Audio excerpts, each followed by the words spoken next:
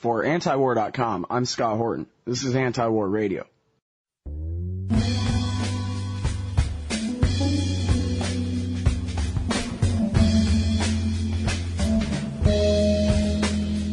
I'm happy to welcome back to the show Ray McGovern. He's a former CIA analyst for 27 years. He used to give the morning daily briefing to George Bush Sr. back when he was the vice president. He writes at Robert Perry's excellent site, Consortium News. And we also feature much of what he writes at antiwar.com/McGovern. And in fact, you might need to type in original.antiwar.com/McGovern to get every bit of it there. Welcome back to the show, Ray. How are you? Thanks, Scott. Doing real well. That's great. Thanks for joining us on the show today. Really appreciate it. Okay. All right, now, so let's talk about this article, Shining a Light on the Roots of Terrorism. Khalid Sheikh Mohammed is in the news, of course, because of the, I guess he hadn't been indicted yet. They just assumed the indictment. They're going to go ahead and try him in New York. And maybe he has been indicted. I don't know. And so you took the opportunity to ask what I thought was the only important question, which was, how did we get into this mess in the first place? Why would people hijack planes full of American civilians and crash them into buildings full of American civilians in the first place? And in a word, your answer is Israel and American support for Israel. I guess that's more than one word. Why don't you go ahead and give us the basic outline here of how you came to that conclusion? Sure. Yeah, well, just to clarify, that's not my word. That's the word of the so-called mastermind of the 9/11 attacks, Khalid Sheikh Mohammed. And what people don't realize is that, as the 9/11 Commission people were, drafting away and getting ready their report, all of a sudden they read in the Washington Post that the mastermind, Khalid Sheikh Mohammed, had been apprehended. Okay, and so they looked up everything they could about this fellow and found out that he had a degree in mechanical engineering from North Carolina A&T in Greensboro. And, the first impulse was to say, well, gosh, he must have had an affair of the heart there, or somebody must have really called him a raghead or something. That must be why. Well, they looked into it. They got the CIA to ask him these questions, and the initial response was this. And it was written down in the 9/11 report this way, this very odd way. Khalid Sheikh Mohammed's animus toward the United States did not come from his experience at the university in Greensboro. Rather, in his own words, he said it was due to his violent disagreement with the U.S. one-sided support for Israel. Now, many of your listeners will be hearing that for the first time. They shouldn't. It's right there in the 9/11 Commission report at page 147 if you're interested in looking it up. And then there's kind of a curious footnote. It says, well, this is what Ramzi Youssef, the fellow who tried to knock down the Twin Towers in 1993, and what he said when he was sentenced to life in prison after he was apprehended. So I looked that up, and of course that's what he said. He said, I was motivated by extreme violent hatred for what the U.S. is doing in support of Israel against my Palestinian brothers. So, and then it turns out Ramzi Youssef not only is Khalid Sheikh Mohammed's nephew, but he was sort of his inspiration because, he did such a great job in knocking down half or a little bit of the one tower there, killing 6 people and wounding a whole slew of others. The Khalid Sheikh Mohammed said, that's my nephew. Man, what a guy. He's my man. And that's when he decided he'd do something even more grandiose. So bottom line here, when the trial starts, there are going to be a lot of embarrassing things come out. A whole lot of embarrassing things. And, about torture and about other aspects of his apprehension and his treatment in prison. But one thing that will have difficulty coming out is the notion that the motive, why he did it, why these guys did it. And it's not only he, it's Osama bin Laden, it's everyone else saying that at least part of their motivation was to sort of wreak revenge or vengeance on the United States for how it enables the state of Israel to do the kinds of things it does, for example, in Gaza and the West Bank. So that's going to come out, and it's going to be really interesting to see if the New York Times and the Washington Post can finesse that, because they've excised sentences from middle of paragraphs. They've done just about every art to disguise the fact that this is a real factor. Do I think it's the only factor? No. And it's never only one factor, but it's a major. Well, it's the one that's left out more than any of the others. That's exactly right. You know, even Bush acknowledged that there was a problem with the bases in Saudi Arabia, so he moved them to Qatar, which I think is a distinction without a difference to Osama bin Laden and them. But, you know, it's funny, Ray, because I've heard over the years the argument made sort of preemptively, because after all, it's you and me and Michael Scheuer and Ron Paul and very few others who ever even want to focus on this kind of thing in the first place. And I've sort of heard an argument, a defense against an argument not being made that, oh, come on, it's not about Israel because, after all, Osama bin Laden is a Johnny-come-lately to the Israel issue and that kind of thing. And yet, if anyone just goes back and looks at when Peter Arnett and Peter Bergen interviewed him in 1997, or I forget the gentleman's name from ABC News, if you look at the fatwas of 96 and 98 on the website of PBS NewsHour, obviously, if you read Imperial Hubris by Michael Scheuer, the former head bin Laden analyst there at CIA at Alex Station, they say that, I mean, and it's in their own words in all those interviews dating all the way back to 1996 at least, that this is all about Israel. And, you know, maybe Osama bin Laden was being hyperbolic in 2004 when he said, you know, I decided to knock down your towers when your battleships knocked down the towers in Beirut back in 1983. But it still shows that, you know, it was part and parcel of his complaint. In fact, in the fatwa of 1996, it's almost a third of it is about the Quanah massacre. And the Quanah massacre happened right at the time when bin Laden got Sudan to kick him out, and he went to Afghanistan. And then, so it was like 2 or 3 months later, and the whole fatwa was apparently inspired by Quanah. And in fact, that's the story of Muhammad Atta as well. After the Quanah massacre in 96, he filled out his last will and testament like a kamikaze attending his own funeral, and dedicated himself to killing Americans as a revenge for what Israel had done in southern Lebanon. Yeah, you know, Scott, it reached ridiculous proportions back when Don Rumsfeld was Secretary of Defense. You know, I remember him, you know, when he was the matinee idol, you know, standing up at the microphone there, shaking his head, saying, you know, I just don't understand how anybody would commit suicide just to kill a whole bunch of other people. You know, I just don't understand. Well, if he took a moment, for example, to look at Al Jazeera, to look at some of the Arab stations and what they put out every night on their TV, and, you know, there are 1.3 billion, I say again, billion Muslims out there in the world, and most of them have TVs, okay? What do they see? They see U.S.-built helicopter gunships, U.S.-built fighter bombers, U.S.-built tanks, U.S.-built bulldozers in Peoria, Illinois, okay, knocking over Palestinians' homes and striking Palestine and West Bank and Gaza from the air. Now, with a steady diet of that, and with a clientele that comes out of that experience, having lived 2 generations, sometimes 3 generations in let's say Gaza, which is an open-air concentration camp, you know, if people have no hope, that's what they do. That's what they do if they have no hope. And what you have to do is, you know, not like somebody said, well, you know, we need to apply the same methods that we use when we eliminate malaria.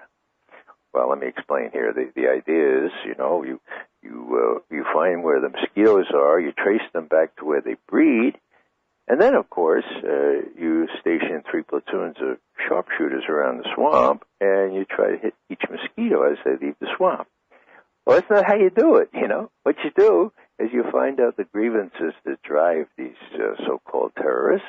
You follow them back to that swamp of grievances, and you don't try to shoot them as they come out of the swamp. What you try to do is drain the swamp of the grievances, and that, and only that, will be a long-term approach to this problem, because, as I say, there are 1 billion out there, and they're very, very, very much disappointed and outraged at what they see going on in the West Bank and in Gaza, and particularly for those 22 atrocious days where 1,400 Palestinian civilians were killed in Gaza and 8 Israelis lost their lives in the other side of the border.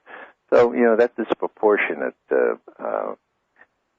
reality is very much alive in the minds and on the TVs of folks in the Middle East. And, just a final thought here, Scott, when they watch the U.S. Congress criticize the very objective report by the jurist very much respected in South Africa. His name is Goldstone. He himself is a Jew. He came down and he said, there are war crimes committed on both sides. Each side needs, that is, Israel and Hamas, need to conduct an investigation, and if they don't, then the UN or the World Court should. Now, what does our U.S. Congress do? Well, the very, very pro-Israeli Congress people, I'm talking about Ileana Ros-Lehtinen from Florida, you got Howard Berman, head of the International Affairs Committee, you got Steny Hoyer. What do they say? They say, and this is the height of irony, they say that report is biased. It's biased. Goldstone doesn't know what he's talking about. And so they issue a resolution. They get 233 congressmen to sign on it, and it says, Mr. President, this is a bogus report. Don't pay any attention. And what's the message to the Arabs? The message is 1,400 Palestinians, they don't matter. The only thing that matters are the handful of Israelis who were killed during those 22 years. And, of course, they were killed because they were in the wrong place at the wrong time. So what needs to happen is these so-called friends of Israel, and I refer specifically to the likes of Ileana Ros-Lehtinen, they have to realize that they are contributing directly to the recruitment of more and more and more terrorists. The more they stick their portfolio out to prevent any criticism at all of what is generally called our ally, the State of Israel. And you probably heard me say this before, and people are shocked that I would say it. The State of Israel is not our ally. Go to your dictionary, look up ally. Ally is somebody with whom you have a defense treaty, a mutual defense treaty. There is none with Israel, and there's a reason why there's none with Israel. You know what the reason is? The Israelis were approached on this. After the '67 war, we said, maybe it would help if we formed an alliance, and then if the Arabs wanted to attack you, they would know they would be attacking us as well. And what the Israelis say was, well, it's very nice of you. Thanks, but no thanks. Why, do you suppose, Scott? The reason why is because international treaties require internationally recognized boundaries. Israelis were not interested in giving up the West Bank. They weren't interested. Yeah, it's the same problem with trying to bring Georgia into NATO, right? It's like, well, you got to settle your border disputes first. We don't have that in Israel. Exactly, and they've got a pretty good thing going with the U.S. Congress.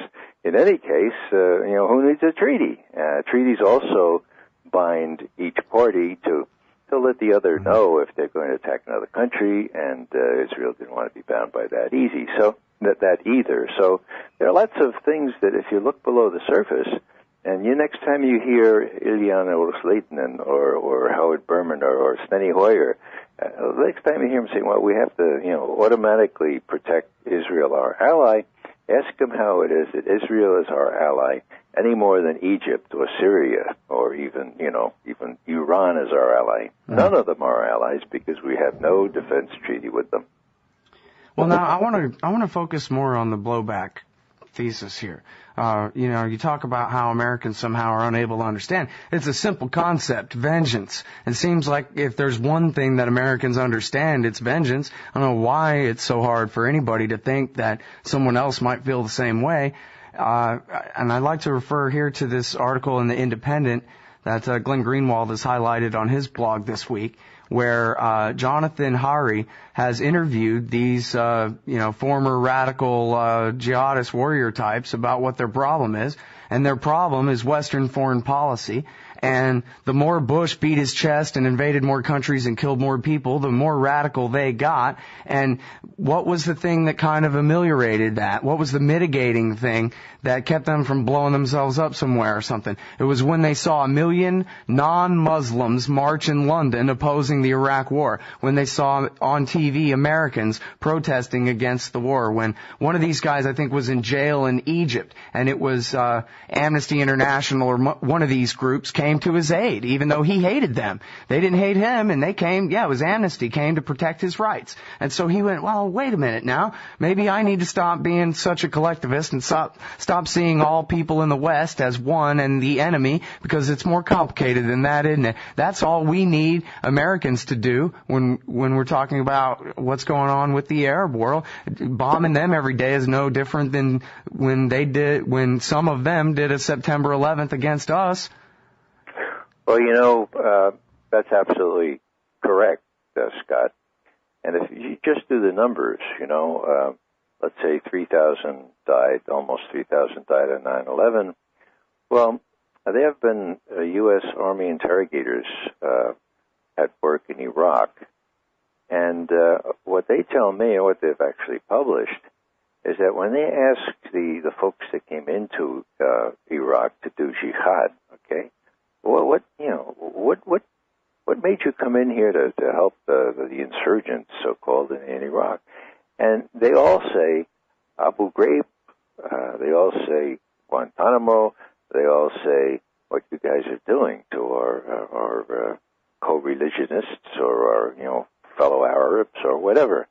And so here you have far more than 3,000 already killed U.S.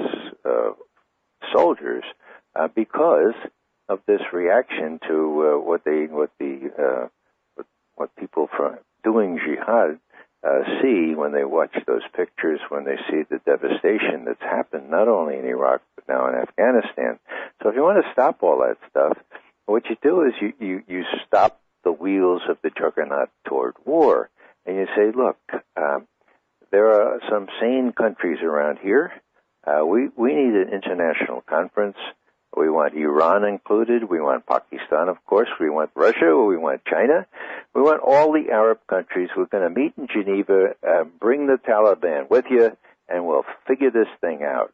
That's the way to do things. That's what we finally ended up doing on Vietnam. You figure it out. It's just feckless. It's like the 30 Years' War. Well, I'd like to pick a fight with you there, Rick, because I disagree with that. I think that what they need to do is just get on their C-130s and leave. Because I talked with this lady, Malalai Joya, and she said, now the compromise is to try to work things out and maybe end some of the fighting is you want to cut a deal with Mullah Omar? Oh, great. You know what? Tell you what, stop helping us. Just stop cleaning up your Pottery Barn mess and just get out. We will fix it. It's our responsibility, not yours. We don't need you to make a deal with the Taliban for us, okay?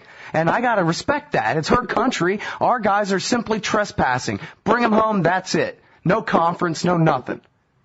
Yeah, I'm all in favor of bringing folks home, but doing it responsibly. Come on, that's what the Republicans said about Iraq. That's why we're still there.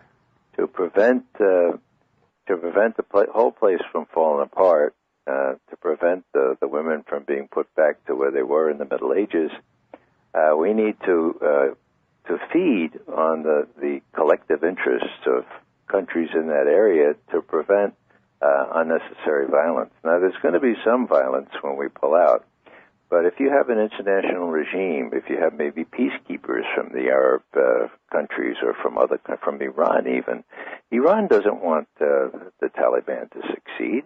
Iran has a drug problem like you wouldn't believe because of what's going on in Afghanistan. All I'm saying is there are common interests there that you can enlist if you pursue a sensible negotiation policy, which will allow you to leave with some semblance of an attempt to restore the kind of order that existed before we went in there. It wasn't very good order, but at least there was a lot more peace, and people were not being killed by drones and other things. Yeah, well, I sort of look at it like if the Taliban occupied America, and then they made sure to set us up good by fixing us up with some Republicans and Democrats on their way out. Thanks a lot. I mean, that's the best we talk about here is if the best we can do for them is cut a deal with the Taliban that they don't want any more than they want our Quisling government there, why not just leave it to them? I mean, this lady Malalai Joy has said, listen, just leave it to us. We'll guarantee our own liberty. We don't want your help because all your help is bad. Your help doesn't help us. You're not going to do the right thing by us. Just stop. Well, I agree. I think the most influential phenomenon that causes terrorism is the presence of foreign troops in Afghanistan. That's always been the case. So we disagree only in so far as I feel we have some kind of moral obligation in the process of leaving, and first and foremost, of course, in the process of not reinforcing, as the president is being pressured to do. I have a reasonable degree of hope that he'll stand up to those pressures. I admire him for delaying a decision. So, in conjunction with not reinforcing and easing ourselves out, it seems to me the proper thing to do is to consult with the nations that have some of the same interests we do, so that it doesn't become, the kind of fascist religious state that it was under the Taliban, and at the same time doesn't permit the kind of training and other exploitation that the Al-Qaeda folks had before 9/11. Well, I still got to wonder how that's supposed to work. I mean, I don't think that the people of Afghanistan want China or India or Iran or Russia or anyone else around there to be the neighbors that do the deciding. It's their country, right? Well, Scott, let's just stop for a second and ask ourselves why we're in Afghanistan. Okay? Good question. I still don't know the answer. Yeah, well, let me tell you what Antonio Yuhas says, or people who know about oil, or people know about natural gas. There is in Turkmenistan, just to the north of Afghanistan, rich natural gas deposits that are valued higher than all the oil under Iraq. Okay? Wow, that's a lot. Yeah. And there were plans, and there still are plans, to run a pipeline down through Afghanistan, through Pakistan, into India, and market that natural gas, because everyone will be needing it. There are oil deposits as well. There are huge copper deposits right in Afghanistan. So what we have here is the second resource war of the 21st century, the first one being Iraq. It's a lot more complicated than that, but it can be looked at that way, okay? And unless we learn what kids learn in nursery school, namely that you have to share things, unless we learn that and get together with the Chinese and the Indians, both of whom are really strapped for oil and natural gas, and we figure out a way to share that thing in an equitable way, there will be continued wars, because that's the strategic significance of Afghanistan. It's not possible to say that in polite circles here in Washington, but you look. When George W. Bush was governor of Texas, Scott, he got a letter from Ken Lay, head of Enron, okay? And guess what? The idea was that the Afghan ambassador was going to visit the governor of Texas and going to outline the plans for this great pipeline. Mm-hmm. Khalid Sheikh, our ambassador in Iraq and then in Afghanistan, he was in on it. He's a big oil person. Well, what happened was Bin Laden convinced the Taliban to go with, I think it's Brightest, the Argentine company, instead of with the Americans. Yeah, so, well, what you've got is I asked Khalid Sheikh, now he, as I say, he's a big neocon, and he was ambassador to both Afghanistan and Iraq. I asked him at a public forum, I said, well, now, I hate to mention the elephant in the living room here, but what about that pipeline? Does that have any, is it just a coincidence that U.S. troops are all deployed through Afghanistan along what the pipeline route's going to be? Mm. And he looked at me and he said, there's too much chaos, there's too much violence now. We can't do the pipeline now. And so I'm thinking, whoa, so that's why we're there? to end the violence. So well, and of course, Ray, there are some that say that we're there to make sure that there's more violence, because if we can't have a pipeline, we got to make sure that the Chinese can't. And as long as there's angry men with AK-47s between here, there, and the other place, then nobody can have one. Yeah, well, that may, there may be some crazies that come at it that way, but I think that there are enough statesmen around, even in Russia, even in China, even in Iran, if you could believe it, and Pakistan. If you got them around the table and said, look, we got a problem here. The world has run out of oil. There's a lot of natural gas up there in Turkmenistan and Uzbekistan. And let's figure out how we share that. That would be a sensible way of working out this thing. And I think that Obama is really up to that once he gets out from under all these other crises that he's facing. Well, I guess we'll see about that. All right, listen, we're all out of time, but I really appreciate your time on the show today, Ray. You're most welcome, Scott. All right, everybody, that's Ray McGovern from consortiumnews.com. You can also find him at original.antiwar.com/McGovern.